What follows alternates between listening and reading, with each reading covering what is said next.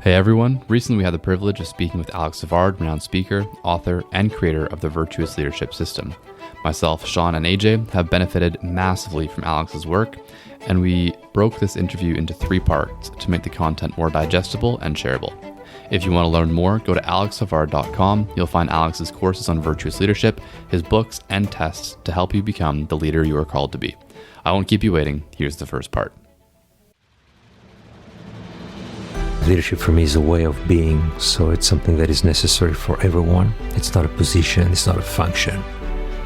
It is just a way of being, the way of being of great people who wants to help others. We are all human, even if some people try to tell us that there is no such a thing as human nature. But if they have a desire for growth, whatever the growth would be, they will understand, and they understand really what I'm speaking about. When you see those beautiful virtues and you go to business for that, then you will grow.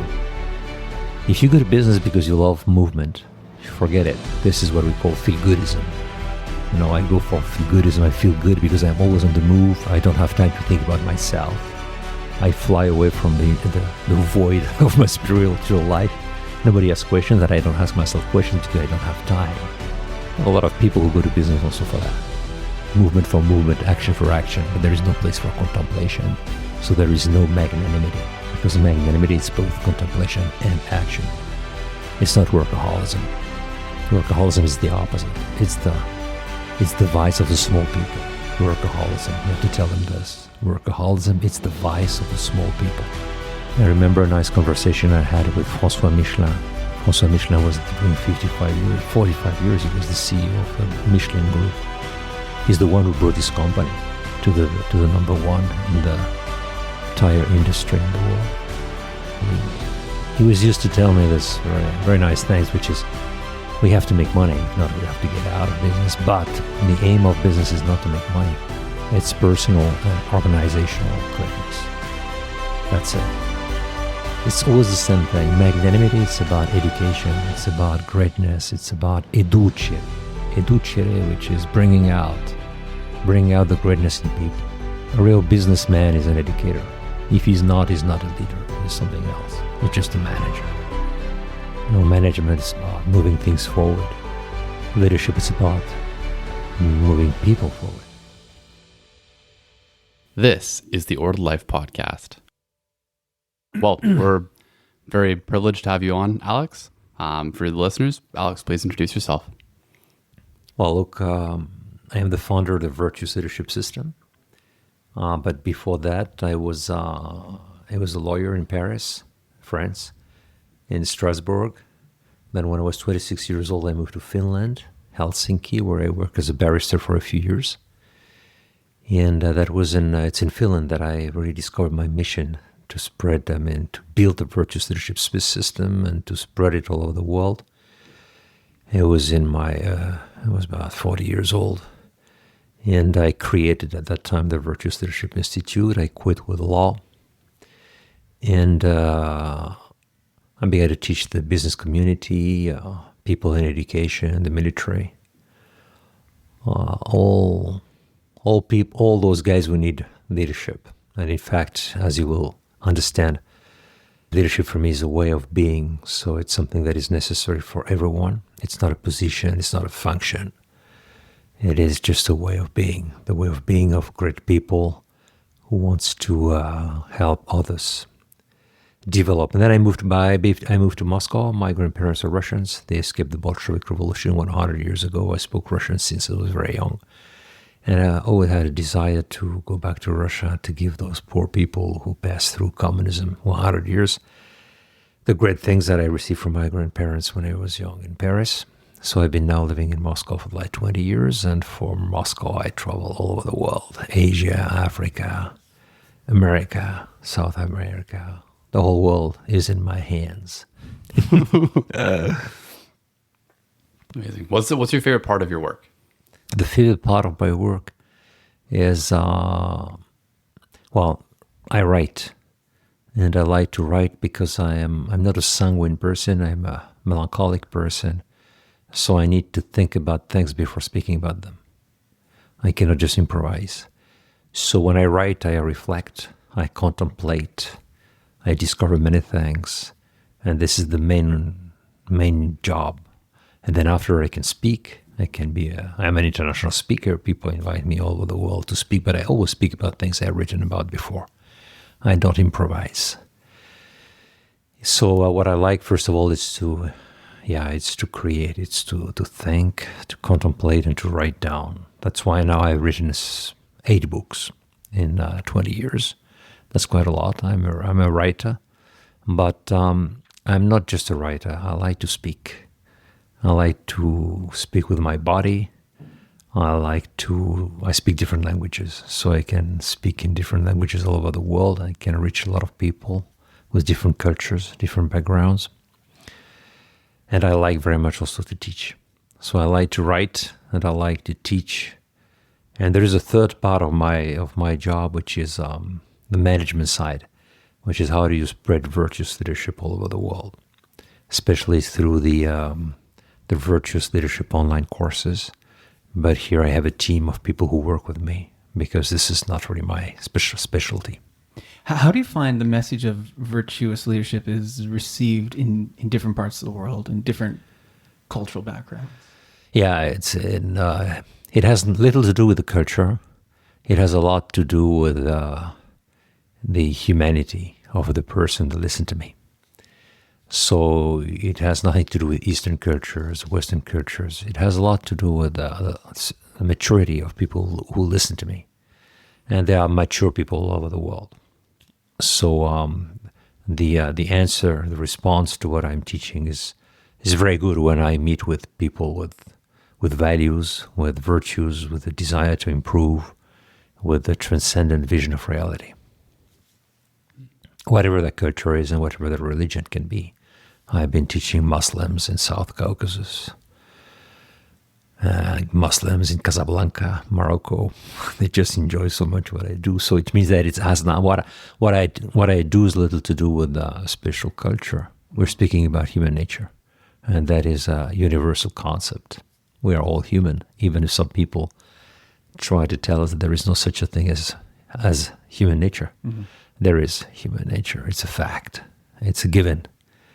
Only people in ideology do not agree with that, but they are blind, or they lie to themselves and they lie to people. There is a human nature. We're all the same. We are human beings. Mm-hmm. So people understand well what I'm speaking about if they have a certain level of humanity. If they want to be vegetables or animal, it will be more complicated for them to understand what I speak about. But if they have a desire for growth, whatever the growth would be, they will understand, and they understand really what I'm speaking about. Well, I wanted to say that we owe you an immense debt of gratitude. After we attended your Virtuous Leadership seminars in 2020, and watching you reframe the topic of leadership through the lens of the virtues, we were inspired to rethink our own world, which is personal finance and investment management, through the lens of the virtues. And, like a light bulb going off, it occurred to us it was the far superior way to see our own realm as well. And just for background, like in finance, we have ways of talking about good investor behavior, and we call it behavioral finance, and it's about heuristics and mental biases and trying to keep people on the path of rational good judgment, but it's inadequate. It doesn't speak to the whole person in the same way the virtues do.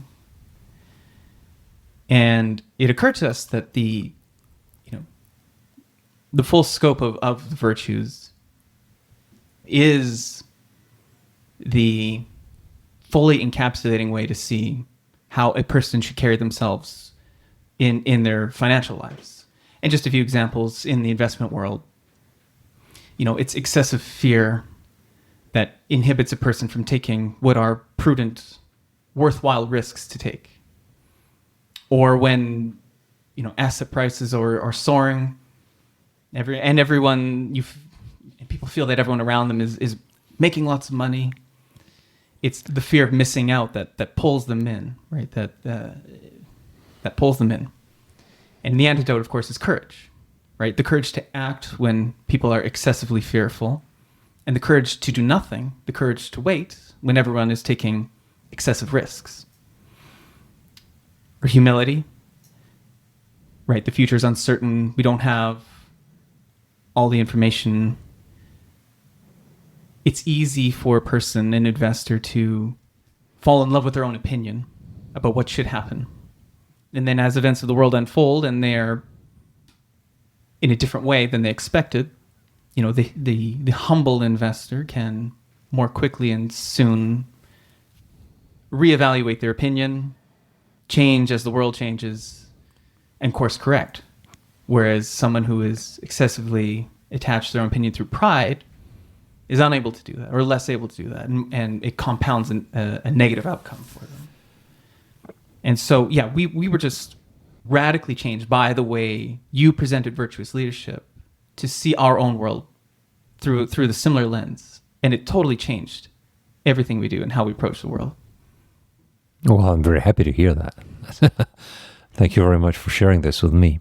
And so I'm happy to see that very often you speak about different things that you really believe in, and you don't see immediately the impact that this can have on people in different professions.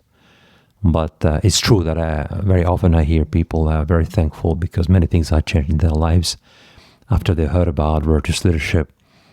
My vision is that very often things change in the life of those people who already were trying to practice the virtues, but I just formulated, I just found the words explaining scientifically what they already are doing. Mm-hmm. So this helped them better understand what they are doing and do it better. So normally when you speak to people who really don't practice anything of virtuous leadership, they don't understand what you're speaking about. There is no communication. Communication is not possible if those people are not really practicing it. So the 95% of people who really have operate or change in their lives after hearing me, it's because they were already trying to implement it. That's normal. Mm. That's the process. What other professions or industries have you heard people come back to you and say, like, you know, this lens has changed the way that we do what we were doing? Well, of course, in business, quite a lot of people, because I've been teaching a lot the business community all over the world. Young people, it's obvious because they get from you, first of all, they get from you an ideal of life.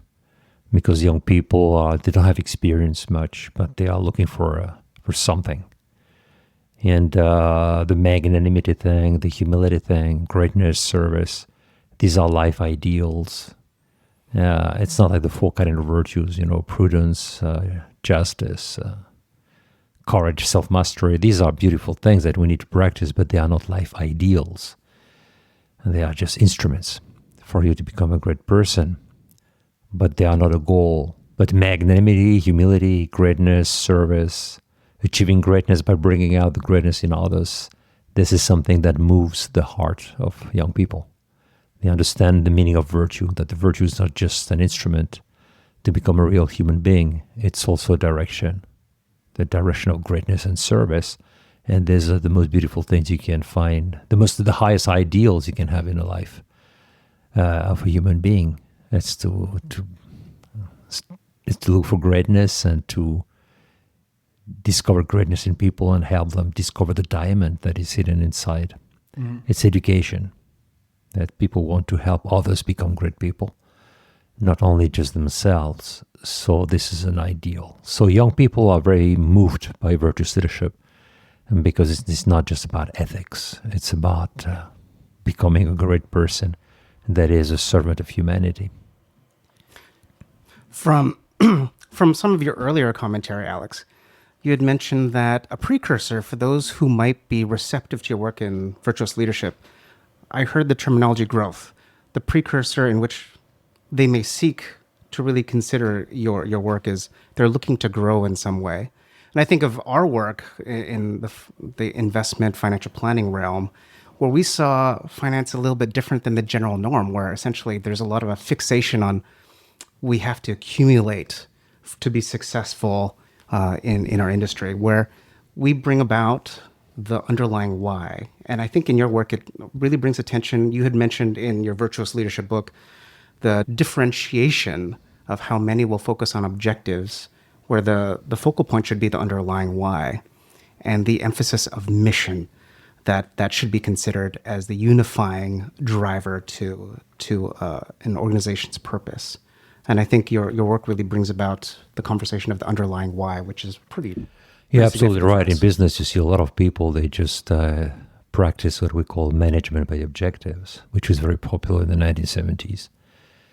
And that's not right. We manage by mission. So managed by mission is the real concept, which is people in the organization have to understand, why do we have this goal? Why do we have this objective? And they have to understand that this objective, specifically a financial objective, has to be submitted to a mission. If not, we don't understand why. If you tell your people we have to be the number one on the market with our product, then your employees should ask you, why do you want to be the number one? That's a normal answer for a normal human being. What does it mean to be the number one? If my life is to be working in a company that is the number one in this field, well, that doesn't mean anything in terms of my personal growth. Nothing. You can be disintegrating as a person and being working for the number one. So the mission is very different. The mission is that you're growing because you're implementing a mission, and a mission of an organization can help you implement your personal mission in life. I speak a lot about the corporate mission, and I speak a lot about the personal mission. And people with a personal mission understand the kind of companies they should work in, because by implementing the mission of the organization, they also implement their own personal mission. If they cannot do this, why should they work in the corporate world where they cannot implement their personal mission in life? And so there is something very clear. It is that you have your personal mission, you have the mission of the corporation, and then you have the objectives that are material that have to be submitted to the mission. If not, they have no meaning. They have no meaning. And many corporations, in fact, there is no real mission. Everything is about objectives. Mm-hmm. Everything is about becoming the number one or being very rich. Yeah, making profit first. Yeah, making profits, and they will not explain you why. So normal people don't work for those organizations because they don't achieve self-realization in companies like that. I think there's an overlap with our work is because in our work, we are helping people to find their underlying why, their mission. Well, and so we had our own evolution in that. And as you say, I hadn't thought about this before, but as you articulated, the cardinal virtues, they're tools, but they're not an objective, a mission in themselves.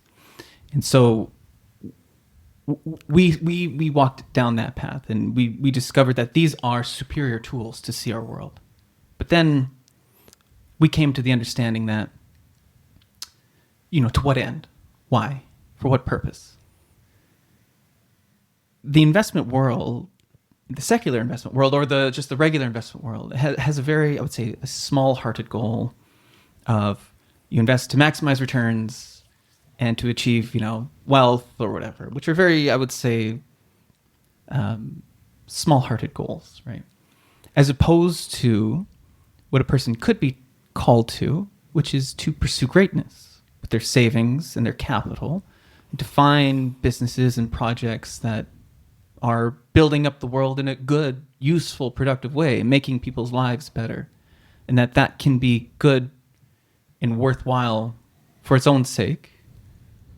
And then, if good returns come out of that, that's sort of a secondary concern, but not the primary purpose. And in that way, that a person can use their savings to build up the world in a productive way, and they can be rewarded to help them reach their own goals, and those goals, when working with people in financial planning, to help them form good goals for their family, for their community, that they can be generous and charitable. But coming around to the why. Yeah, I think it's easy when you're in business, the temptation always to think that we have to make money because we're in business. And just to stop here, it's obvious that if you are in business, you have to make money. If not, you will not survive. If you cannot make money, you should stay in the non-for-profit, which is another world. Not a bad world, but a very different world. So it's a very good thing to have people who like to be in the business, because in the business you have to make money. And so you have to convince people, you have to work in a different way, you have to be very close to the ground, you have to practice a lot of the virtue of prudence, which is to grasp the reality of the client. So I think in the business world, it's very easy to practice a lot of virtues. That's incredible. The virtues you practice in business is very, very high. I mean, the virtue of prudence, to make the right decisions, to grasp reality, to make decisions that fits that reality, decisions that are not ideological or preconceived notions. So you have to look for reality if you're in business. And this is great stuff. People who look for reality. That's why I like to be with business people, because they look for reality. And I myself have a tendency to fly a little bit. So I like to be with people who see reality in their eyes. And because they are used to look at reality. Because they know if I don't look at reality, I will fail as a businessman. So that's a very interesting thing. Then you need the audacity to take risks. It's a virtue. You need a self-mastery because you have some fears, or you can be angry because things are not going as quick as you want, but you have to cool down. So in the business, you grow if you understand the value of business. And the value of business, it is certain virtues that you can practice. And when you see those beautiful virtues and you go to business for that, then you will grow. If you go to business because you love movement, forget it. This is what we call feel-goodism. I go for feel-goodism. I feel good because I'm always on the move. I don't have time to think about myself. I fly away from the void of my spiritual life. Nobody asks questions, and I don't ask myself questions because I don't have time. You have a lot of people who go to business also for that. Movement for movement, action for action, but there is no place for contemplation. So there is no magnanimity, because magnanimity is both contemplation and action. It's not workaholism. Workaholism is the opposite. It's the vice of the small people. Workaholism, you have to tell them this. Workaholism, it's the vice of the small people. Okay, great people, they have something inside. They have a great contemplation, and their action is the prolongation of that contemplation. You get it? The small people, their action is not the prolongation of their contemplation. It's not the prolongation of self-knowledge. It is just action for action and movement for movement. And these people go to hell, personal hell, and they make hell for the others. So you have to understand the why of business. Why do you do business? If you go to business because you see the values and the virtue that can be practiced in business, the good of business, then that's a good thing for you. It's not feel-goodism. It's because of the value itself, of the thing that you can get in it. So from this is the point of view people need to have when they think about business. But then we need to think in business, we know that we have to make money, if not we die. Because this is a question, this is problematic number one. Are we capable of making money and survive? Are we capable of doing such a thing? And but we need to understand that the money, it's not the aim. It's just an instrument. We are in business, so we have to make money. If we don't make money, we have to get out of business. But the aim of business is not this. I remember a nice conversation I had with François Michelin. François Michelin was doing 45 years, he was the CEO of the Michelin Group. He's the one who brought his company to the number one in the tire industry in the world. He'd passed away 10 years ago, but I met him some 20 years ago. He was some 82 years old. We had a very nice conversation, and he was used to tell me this very, very nice things, which is, we have to make money. If not, we have to get out of business. But the aim of business is not to make money. It's personal and organizational greatness. That's it. It's always the same thing. Magnanimity, it's about education. It's about greatness. It's about educere. Educere, which is bringing out the greatness in people. So educare, to educate, comes from educere, which means to bring out the greatness in people. So this is what magnanimous people do. They won't they like business because in business, you can educate people, you can help people grow, you can grow yourself, helping people grow, you can practice magnanimity, humility, greatness, service. In the end of the day, it's education. A real businessman is an educator. If he's not a leader. He's something else. He's just a manager. Management is about moving things forward. Leadership is about moving people forward. So in leadership, people who are considered themselves leaders are people who are all the time worried about their personal growth and the growth of the people they are in charge of, their employees, the clients, their friends. So if there is no such a thing, why would you do business? I mean, in any profession, the goal is this: personal growth and the growth of the people involved. In business, the same. So if the goal is something else, then it's not worth being in business. You're just playing with yourself, earning money, but in terms of personal growth, nothing happens. In terms of your contribution to humanity, while you bring people certain products that can be good. But, in the end of the day, we're spiritual beings, so we're not going to create special needs. The business like to create needs for us because they have to sell their stuff. But nothing will happen in the world if people don't have Coca-Cola or Pepsi-Cola. You get it? Yeah, I mean, what you just shared, it makes me think of the times when we can see businesses pursuing profit for profit's own sake. And when it's not going well, what do? They turn to accounting fraud. They turn to, cutting corners. And where does that lead? It usually leads to failure. Or on the personal side, for an investor, when they're pursuing maximum returns for their own sake, what do they end up doing? That usually leads to imprudence. That usually leads to, not exercising due caution or patience. It leads to all sorts of poor investor behavior.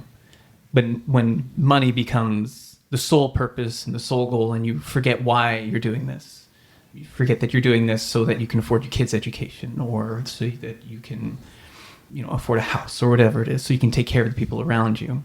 When it becomes this thing for its own sake, yeah, it definitely leads people down the path of vice, away from virtue, and to poor outcomes.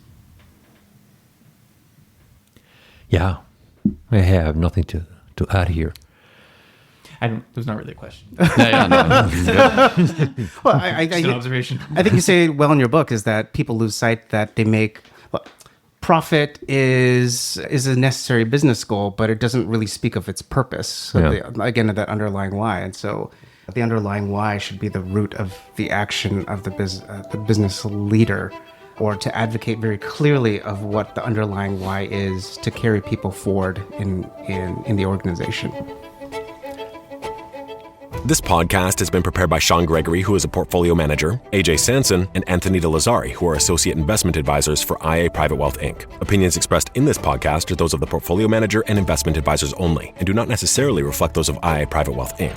IA Private Wealth Inc. is a member of the Canadian Investor Protection Fund and the Canadian Investment Regulatory Organization. IA Private Wealth is a trademark and business name under which IA Private Wealth Inc. operates.